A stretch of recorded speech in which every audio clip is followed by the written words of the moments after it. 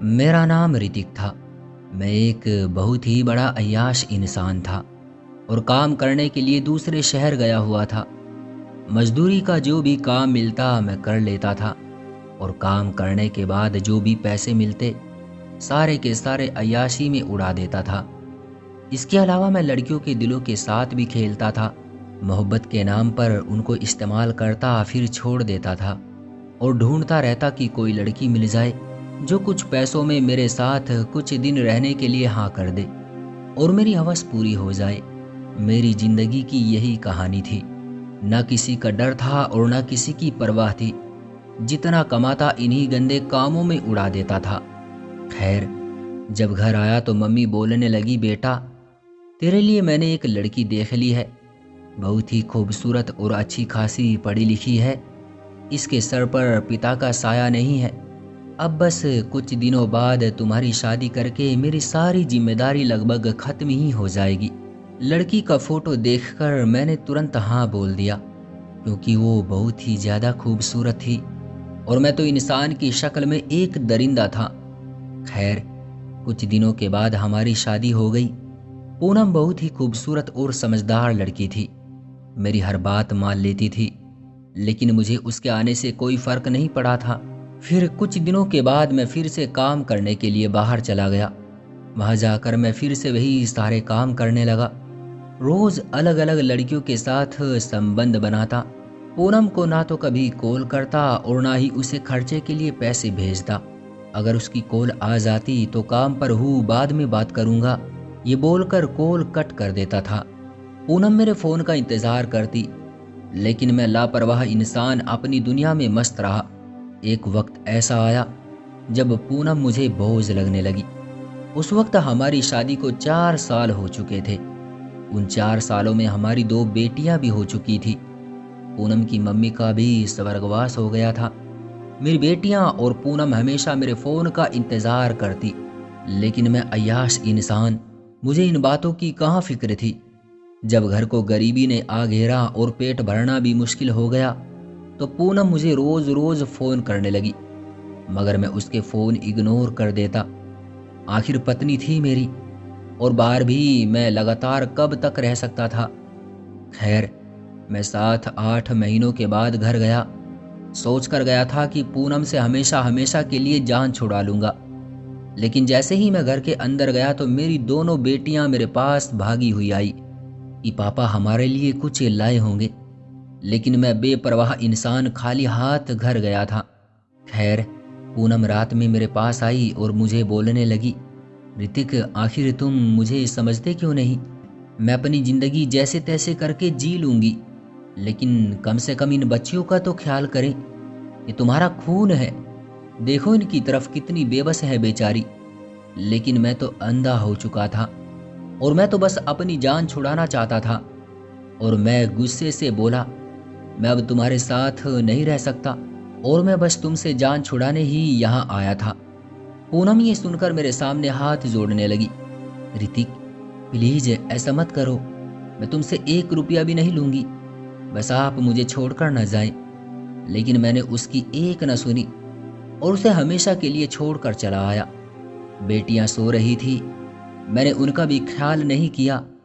दिन गुजरते गए और कुछ दिनों के बाद यहाँ मैंने एक औरत से शादी कर ली और उसके साथ रहने लगा और न कभी बेटियों का हाल पूछा और न पूनम से बात की।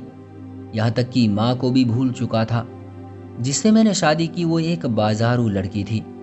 बस साथ रहकर वक्त गुजारने और अपनी हवस पूरी करने के लिए हम दोनों साथ रहते थे और शादी की थी। अपनी बेटियों को तो अब मैं पूरी तरह भूल चुका था और पूनम का तो मुझे चेहरा भी याद नहीं रहा था। याद था तो उसका रोना, गिड़गिड़ाना और मुझे हमेशा के लिए छोड़कर न जाने की कस्में देना। पता नहीं वो आज किस हाल में होंगे, क्योंकि आज मेरी उम्र के 50 साल हो गए थे। उस वक्त सब कुछ अचानक ही हुआ था। जब ऋतिक पूनम को छोड़कर गया था तो वो बहुत रोई थी।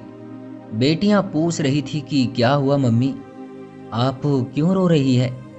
पूनम ने दोनों बेटियों को गले से लगाया और बोली, कुछ नहीं मेरी बच्ची। छोटी बेटी ने पूछा, पापा कहाँ गए?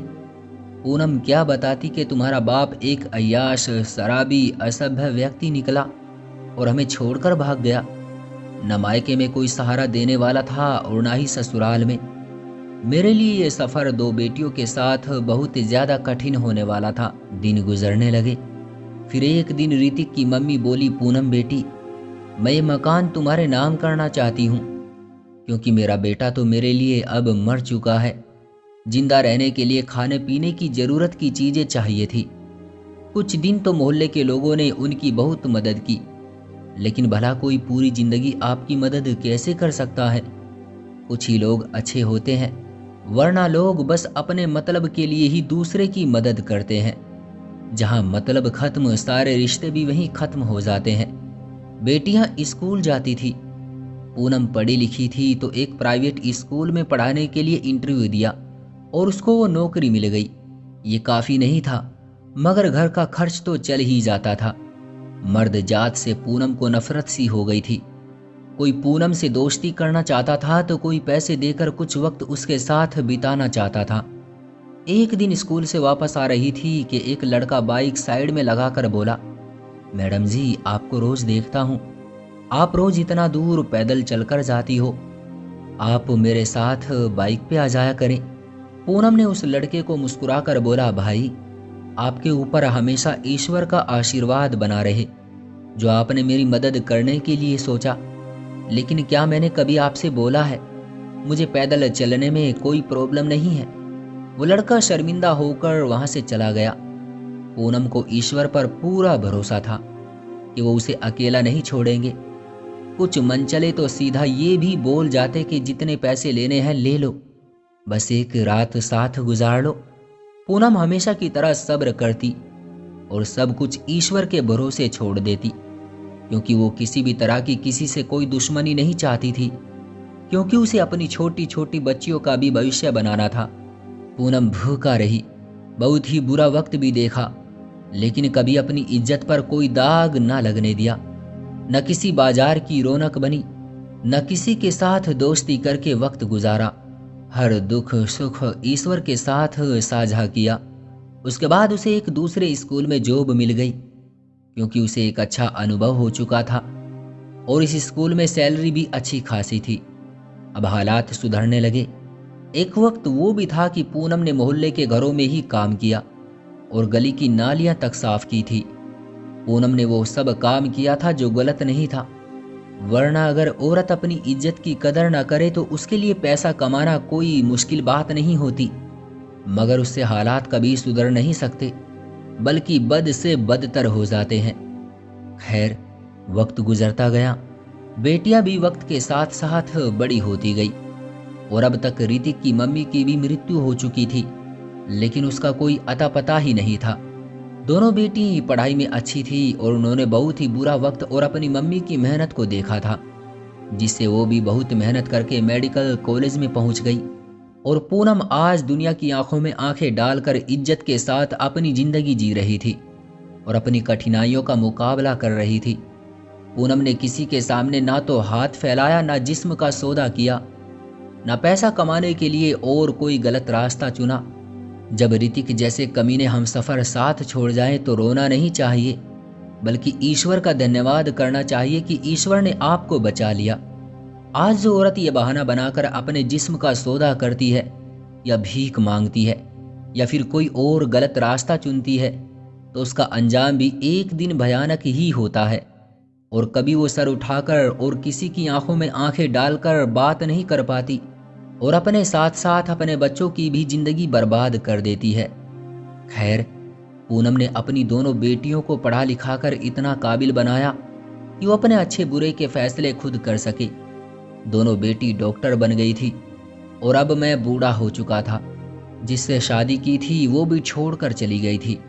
मैं रात में बैठा सोच रहा था कि मैंने अपनी जिंदगी में कितने पाप किए हैं। सोचते सोचते मुझे अपनी उन मासूम बेटियों की याद आने लगी। उनका मुझे पापा कहना, पूनम के साथ वो साथ फेरे, पूनम की बातें, फिर मेरा उन्हें बुरी हालत में छोड़कर आना। मेरी आंखों में आंसू आ गए। मैं जवानी के नशे में भूल गया था कि तुझे एक दिन बूढ़ा भी होना है और उस दिन वो बेटियां और तेरी वो पत्नी ही तेरा साथ देगी। मुझे आज एहसास हो रहा था कि मैंने कितनी बड़ी गलती की है। दिल में ख्याल आया कि बेटियों के पास चलता हूँ, कुछ पैसे मांग कर इकट्ठे किए और गांव के लिए निकल गया।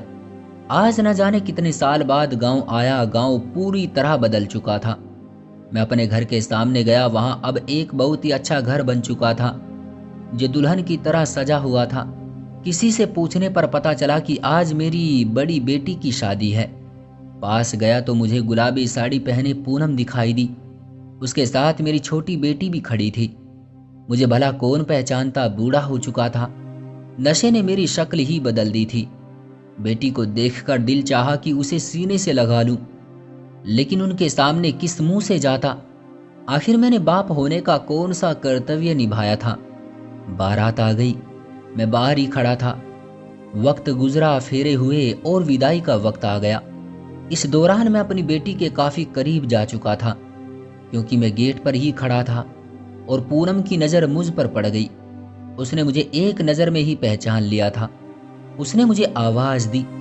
मैंने उससे हाथ जोड़कर रोते हुए माफी मांगने का इशारा किया और भारी कदमों से वापस लौटने लगा। मैंने अपनी जिंदगी को खुद नर्क बनाया था। मैं समझता था कि मैं एक मर्द हूं, लेकिन एक मर्द वो कभी नहीं करता जो मैंने किया था। मैं पूनम को छोड़कर बर्बाद हो गया था और मेरे गांव जाने पर ही मुझे उसके बारे में ये सब कुछ पता लगा था कि किस तरह पूनम ने मेहनत की है और कभी कोई गलत काम नहीं किया। आज मैं बहुत ज्यादा अपने किए पर रोता हूं और अपनी मौत का इंतजार करता हूं। मैं पूनम को छोड़कर ना अच्छा बेटा रहा था और ना अच्छा पिता। और पूनम ने साबित किया कि औरत बिना कुछ गलत किए, अपने जिस्म को बेचे बिना भीख मांगे, कोई भी अच्छा काम करके अपनी जिंदगी को अच्छा बना सकती है, अपने बच्चों की भी जिंदगी अच्छी कर सकती है। तो दोस्तों, हमें पूनम की इस कहानी से प्रेरणा लेनी चाहिए, और खासकर उन मर्दों को जो एक औरत को कुछ नहीं समझते, और उन औरतों को जो जरा सी कठिनाई आते ही गलत काम का सहारा लेना शुरू कर देती हैं। उम्मीद करते हैं दोस्तों, आज की कहानी भी आपको पसंद आई होगी। आपका क्या कहना है इस कहानी के बारे में? कमेंट करके हमें ज़रूर बताएं। वीडियो को लाइक करके चैनल को सब्सक्राइब कर लीजिए। साथ में घंटी को दबाकर ऑल पर सेट कर लीजिए, ताकि आने वाली वीडियो आपको तुरंत मिले। मुझे दीजिए अगली वीडियो तक इजाज़त। तब तक के लिए धन्यवाद।